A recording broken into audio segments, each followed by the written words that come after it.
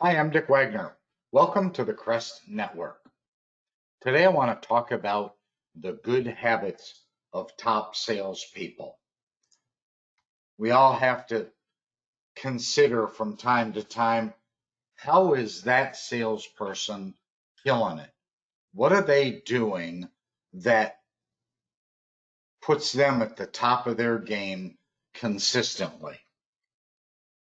First and foremost, they're not afraid to walk away.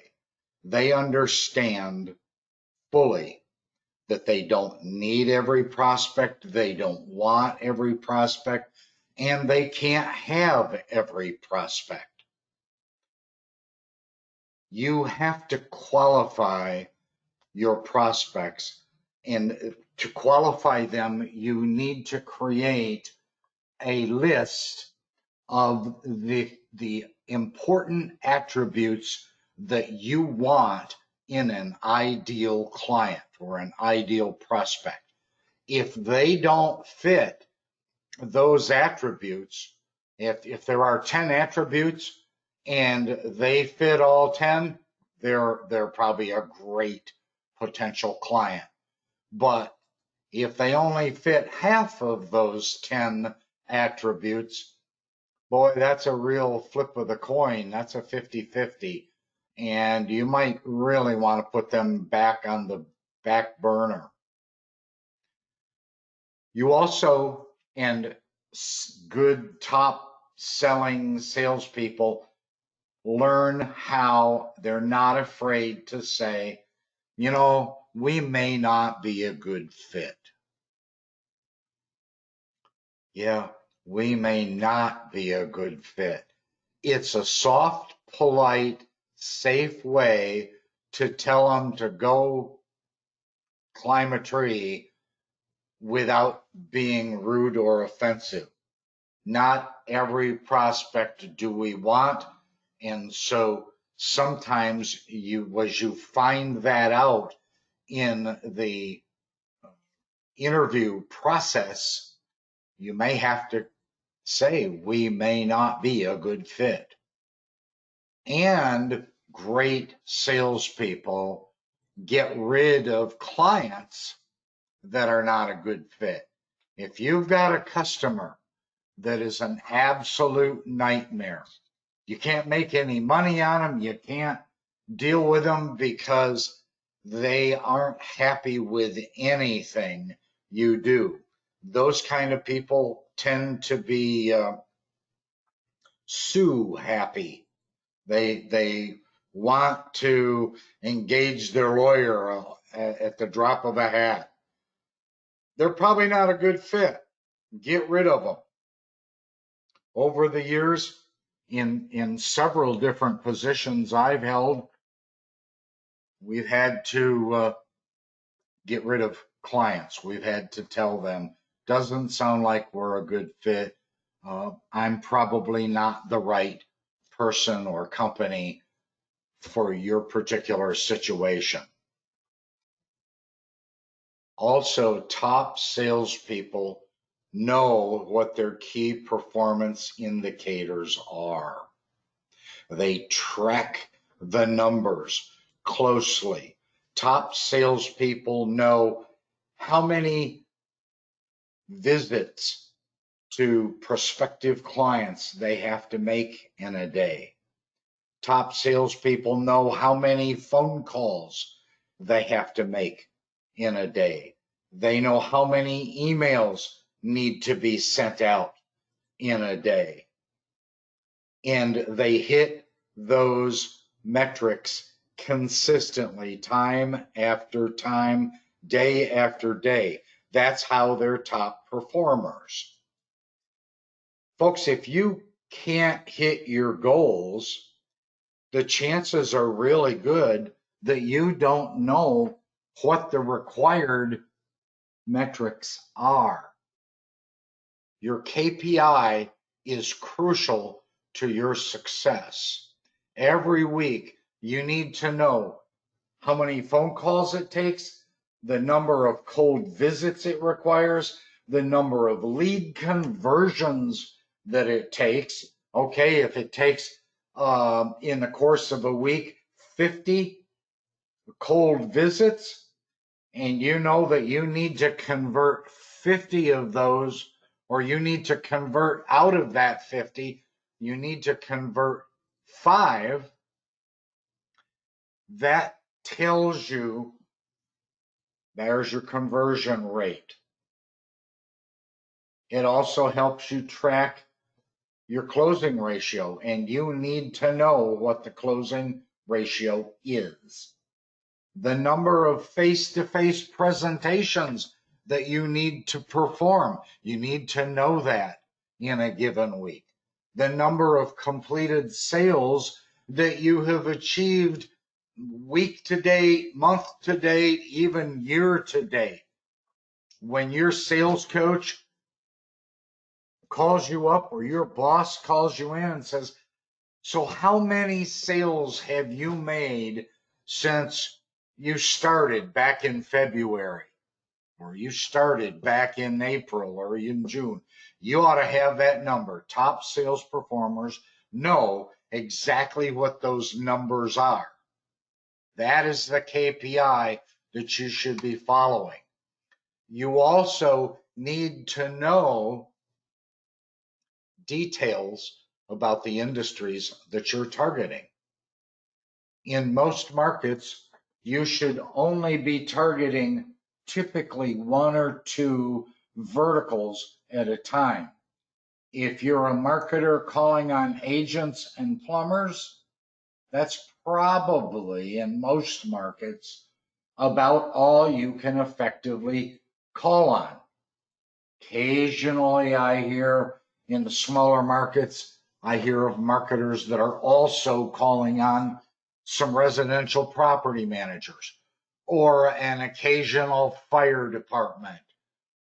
But ideally, targeting 1 or maybe 2 verticals, especially if they're insurance agents and plumbers. They're fairly similar in sales style and approach.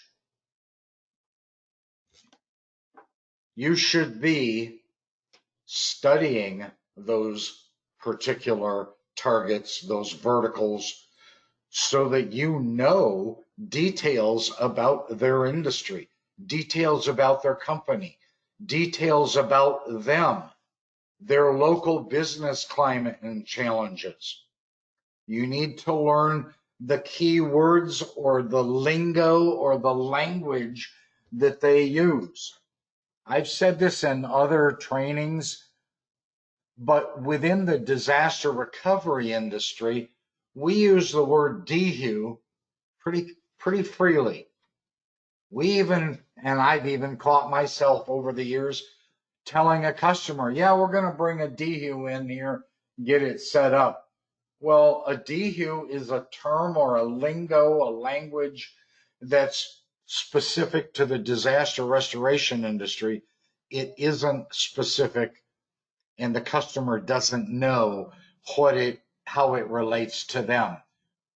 And so if you want to kill it, calling on a particular vertical, take the time to learn their language, their lingo, their phrases, their acronyms, understand them and use them.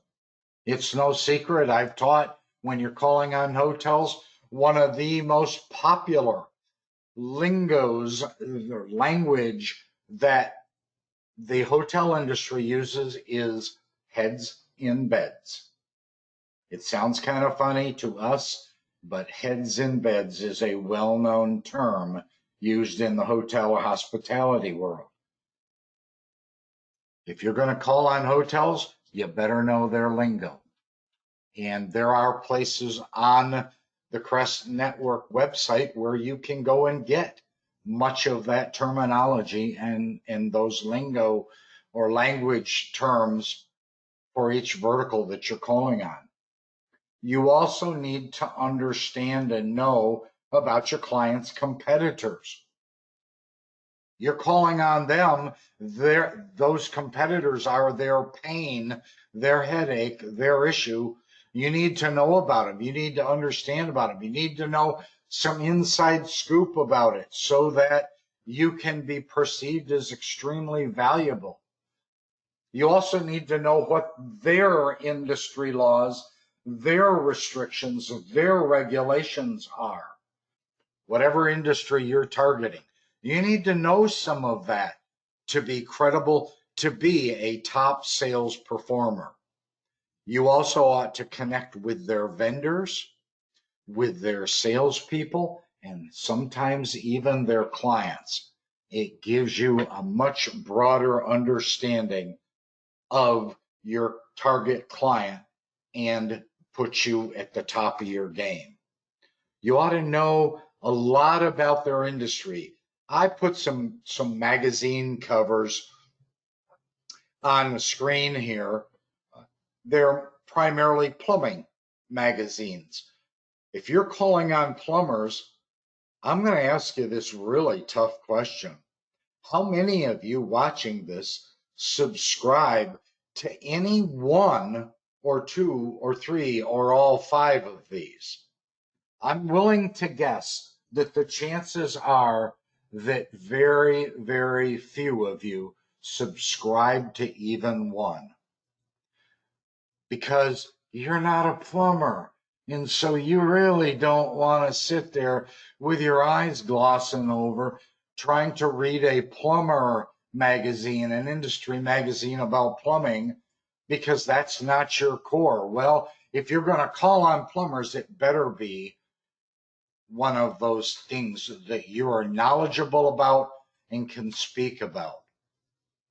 And it's important as a top sales performer that you sell to the big fish, but you also build a broad portfolio. And so what I'm saying here is you need big clients.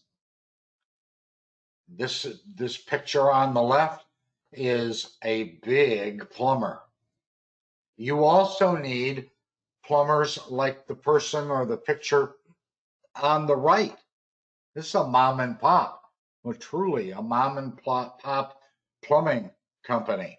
So it's a one-man operation. You need both. You need to go after the client that has 10, 20, 30, 50 trucks on the road. And then you need to also have a nice portfolio of smaller companies that may only have one or two or three trucks on the road. You need big clients and you need lots of little clients. So the good habits of top salespeople, let's just do a real quick recap. Don't be afraid to walk away. Absolutely know at a moment by flipping to a notebook that you keep and track, be able to tell at an instant what your KPIs are, what your numbers are, where you're at for the day, week, month, and year. Know and understand and be able to speak the language of your prospect, and by all means, try to get some big fish in your portfolio, but build a broad portfolio of a bunch of smaller clients as well. Folks, I'm Dick Wagner. Thanks so much for watching the Crest Network, and thanks for watching the good habits of top salespeople. Talk to you soon.